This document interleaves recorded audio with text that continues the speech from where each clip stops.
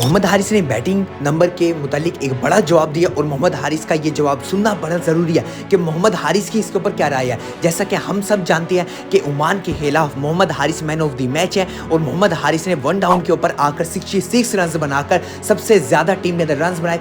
Match खत्म होने के बाद मोहम्मद हारिस प्रेस कॉन्फ्रेंस करते हैं मीडिया के साथ। वहाँ मीडिया में बैठा एक जर्नलिस्ट बड़ा सवाल कर देता है मोहम्मद हारिस से। वो सवाल मोहम्मद हारिस से ये करता है कि कभी आप 7वें नंबर के ऊपर बैटिंग कर रहे होते हैं, तो कभी आप ओपनर बैटिंग कर रहे होते हैं, तो कभी आप मिडिल ऑर्डर के अंदर बैटिंग कर रहे होते हैं, लेकिन आज आपने 1 डाउन के ऊपर आकर 66 रन बनाए।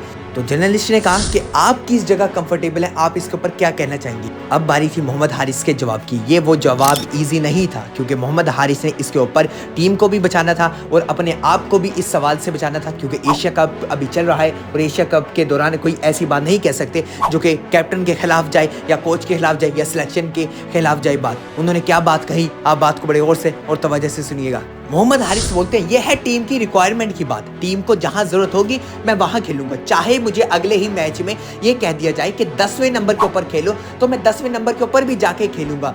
मुझे इस पर कोई गिला नहीं है कि मैं किस नंबर के ऊपर खेलूं। जहां मुझे टीम में कहा जाएगा कि आप इस नंबर पे जाके खेलें तो मैं उस नंबर पे जाके खेलूंगा। मोहम्मद हारिस बोले, रही बात इंडिया के मैच की, वो कहते हैं कि आज का मैच हम जीत चुके हैं ओमान के खिलाफ और फिर कल हम अच्छा सा रेस्ट करेंगे और फिर हम देखेंगे इंडिया के मैच को। क्या ही ज़बरदस्त बात कही मोहम्मद हारिस ने। और ये बात यंगस्टर ने एक बड़े ही माइंडसेट के साथ ये बात कहनी होती है क्योंकि ये सवाल कोई ईजी नहीं था, क्योंकि ये सवाल आपके मुखालिफ भी जा सकता था। क्योंकि मोहम्मद हारिस अगर उस जगह ये बोल देते कि मैं खेलना चाहूँगा 1 डाउन के ऊपर और मैं बड़ी अच्छी बैटिंग भी करके आया हूँ, क्योंकि उनके पास ये जवाज़ है, क्योंकि वो परफॉर्मेंस करके आए हैं पीएसएल के अंदर 1 डाउन के ऊपर बड़ी अच्छी परफॉर्मेंस करके दिखा के आए हैं, तो वो कह सकते थे कि 1 डाउन के ऊपर बड़ी मैंने 100 भी किया तो मैं 1 डाउन के ऊपर खेलना चाहूँगा। लेकिन उन्होंने इन सारी चीज़ों को इग्नोर किया, इन सारी चीज़ों को नहीं कहा और टीम के ना मुखालिफ बात कही ना कैप्टन के मुखालिफ बात कही। उन्हें सारी चीज़ें अपने ऊपर ले ली। उन्होंने कहा जो टीम के लिए ज़रूरत होगी वहाँ खेलेंगे और जहाँ टीम के लिए कहा जाएगा कि आप इस नंबर पर खेलें मैं उस जगह खेलूँगा, और कहा जाए अगर 10वें नंबर पर खेलूँ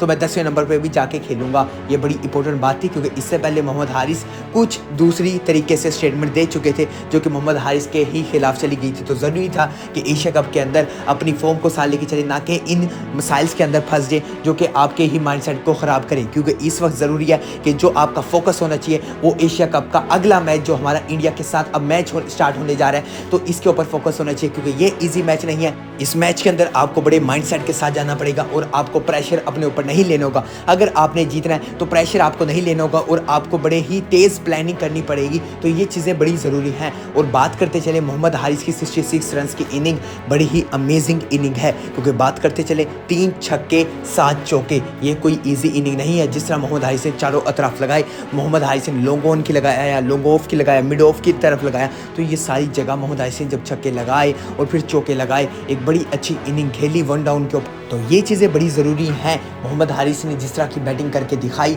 और अपनी टीम को मोमेंटम दिलाया, एक बड़े मैच में मोमेंटम दिलाया और टीम के टॉप स्कोरर बैट्समैन भी मोहम्मद हारिस ही हैं, क्योंकि मोहम्मद हारिस के बाद देखें तो कोई भी टॉप स्कोरर बैट्समैन नज़र नहीं आता। साहबजादा फरहान ने पार्टनरशिप लगाने की कोशिश की, सिर्फ और सिर्फ वो 29 बॉलें खेली, उन्होंने 29 बॉलों पे 29 रन बनाए।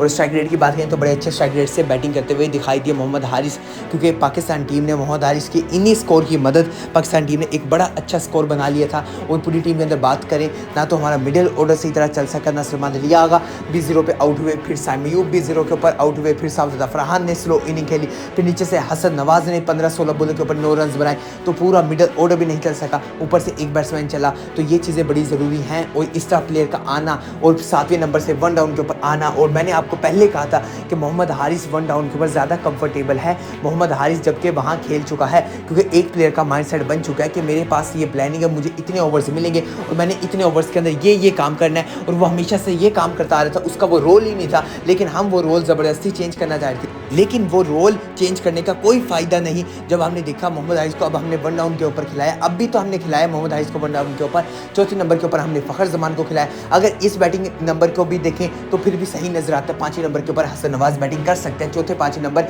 हसन नवाज के लिए बिल्कुल सही है। अब हम यही देख लें कि एक छोटी से छोटी चीज़ एक प्लेयर का bat batting order number change हो रहा है और वो इतनी मुश्किल के अंदर है। अब आप ये देख लें कि मोहम्मद हारिस की हमने जगह चेंज की तो मोहम्मद हारिस बिल्कुल डिफिकल्ट होते हुए नजर आए। मोहम्मद हारिस से सही तरह अपनी फॉर्म एग्जीक्यूट नहीं हो पाई। फ़खर ज़मान की बात करें, फ़खर ज़मान ज़्यादा बेहतर परफॉर्मेंस दिखाते थे एज अ ओपनर। जब से एज अ ओपनर हटे हैं तो फ़खर ज़मान की कोई अच्छी परफॉर्मेंस नज़र नहीं आ रही। ये स्ट्रेट फॉरवर्ड बात है, आपको सीधा बता दूं कि जब से फ़खर ज़मान एज अ ओपनर हटे हैं फ़खर ज़मान की कोई परफॉर्मेंस नज़र नहीं आ रही। हमें फ़खर ज़मान के बल्ले से रन्स चाहिए थे लेकिन फ़खर ज़मान के उस तरह रन्स नहीं आ रहे और फ़खर ज़मान डिफिकल्ट होते हुए नजर आ रहे हैं। क्योंकि आप ये देख रहे हैं स्टार्ट ओपनर का मतलब ये है कि आपको 6 ओवर्स इजीली मिलेंगे और आपको मिल सकते हैं। 6 ओवर के अंदर जो एक ऐसा बैट्समैन होता है फ़खर ज़मान की तरह, वो ये माइंडसेट बना के आता है कि स्टार्ट में जाके मैंने अगली टीम को स्टार्ट में ही हिटिंग शुरू कर देती है, स्टार्ट में प्रेशर में डाल देना, फिर उसके बाद 6 ओवर के बाद थोड़ा स्लो लेके चलूंगा, फिर थोड़ा फास्ट हो जाएंगे, ये माइंडसेट होता है। लेकिन जब फ़खर ज़मान आते हैं तो तकरीबन 6 ओवर कहीं आप गुजर चुका होता है पावर प्ले। जब फ़खर ज़मान आते हैं पावर प्ले गुजर चुका होता है और फिर फ़खर ज़मान को स्टार्ट से ही जब स्लो खेलना पड़ता है तो जब वो हिटिंग की तरफ जाते हैं, हिटिंग की तरफ जब वो जाते हैं तो 5 फील्डर खड़े होते हैं बाउंड्री के ऊपर, तो वहाँ बड़ा मुश्किल हो जाता है ये चीज़। लेकिन बड़े बैट्समैन के लिए हम ये नहीं बहाना लगा सकते, एक्सक्यूज़ नहीं कर सकते कि फील्डर खड़ा है। बड़ा बैट्समैन होगा वो कहीं ना कहीं से गैप बना लेगा, लेकिन फ़खर ज़मान के लिए थोड़ा ईजी होता है, ये कह रहा हूँ। तो इसी वजह से ये जो बैटिंग नंबर ऑर्डर चेंज हुआ है ये काफ़ी मुश्किल है। लेकिन अब बात करें एशिया कप के अंदर हमें क्या रखना चाहिए, जो हमने आज के मैच में ओमान के खिलाफ खिलाया हमें यही बैटिंग ऑर्डर खिलाना पड़ेगा।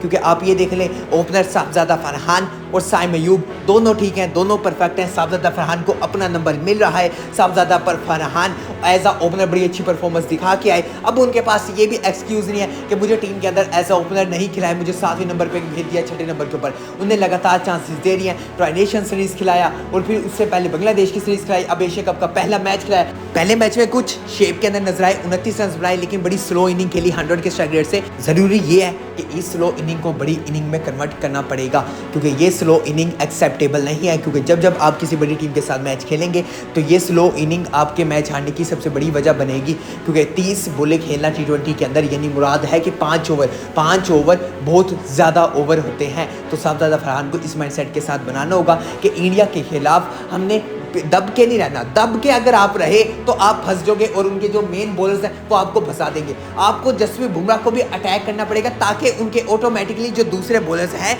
वो प्रेशर के अंदर आए। अगर आपने जसप्रीत बुमराह के ऊपर अटैक करना शुरू कर दिया, आपने आगे बढ़ना स्टार्ट कर दिया तो फिर अटैक में आ जाए। लेकिन अगर आपने उनके मेन बॉलर को स्लो की तरफ गए, शेल में रह के खेले, काफ़ी डॉट बॉल खेलते रहे और कहा कि ये टाइम आएगा खेलेंगे, लेकिन वो टाइम फिर कभी नहीं आना। क्योंकि ये तजर्बा हो चुका है, हम कहें चैंपियन ट्रॉफी से, उससे पहले 2024 के वर्ल्ड कप से, ये सारी चीज़ें देख के तजर्बा हो चुका है बाबर आजम की, मोहम्मद रिजवान की बैटिंग देख के। क्योंकि बाबर आजम मोहम्मद रिजवान ज़्यादातर ये चाहते थे कि मैच को डीप तक लेके जाएंगे। जब हम मैच को डीप तक लेके जाते हैं तो वो उल्टा हमारे ही गले का फंदा बन जाता है। तो ये चीज़ें बड़ी ज़रूरी हैं और ये चीज़ें हमारे बैट्समैनों को जाननी होंगी। और मोहम्मद हारिस ने बड़ी अच्छी स्टेटमेंट जारी की और इस तरह की ये चीज़ें जानना भी बड़ा ज़रूरी है। क्योंकि अब मैच खेलने जा रहे हैं हम इंडिया के खिलाफ, मैच एक बड़ा मैच खेलने जा रहे हैं। उम्मीदें बड़ी है पाकिस्तान टीम के साथ, जिस तरह की परफॉर्मेंस करके आया, उम्मीद करते हैं इस तरह की परफॉर्मेंस आगे भी करता आएगा। मिलता हूँ आपसे अगली वीडियो में, तब तक के लिए अल्लाह हाफिज़।